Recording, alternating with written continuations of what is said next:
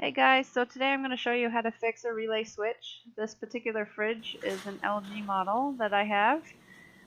So first thing, take the back panel cover off, and then we're going to take off this cover here, and that's where our relay switch is hiding. So there's a screw. So once you take this off, you see these two little attachments here. We're just going to pull them right out. There we go.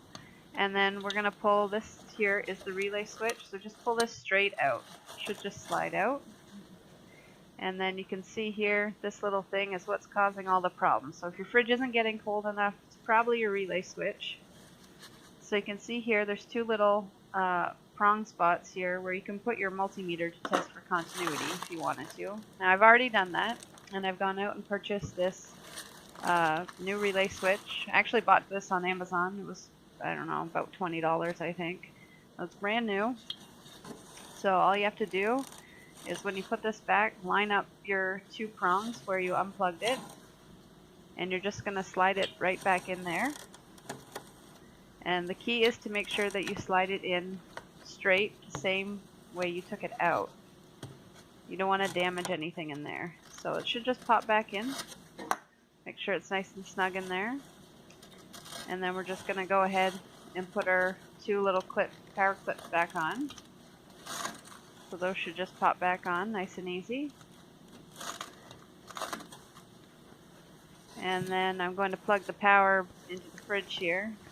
I unplugged this one as well as the one from the wall just to be on the safe side. And that's it. We've replaced our relay switch. So we're going to go ahead and put our fridge back together. So I'm just going to put the cap cover back on here. So it should just pop back on. Kind of got to line it up. And then you'll hear a snapping noise. There we go. And then you're just going to put the screw back on. And the other thing is to make sure you put your back panel cover back on. So I'd already taken this off, obviously. And that's it. So that's how you replace it. So it's probably not the compressor if your fridge isn't getting cold enough. 90% of the time it's just going to be the relay switch. So make sure you do the $20 fix before you try and attempt the $200 fix. Okay?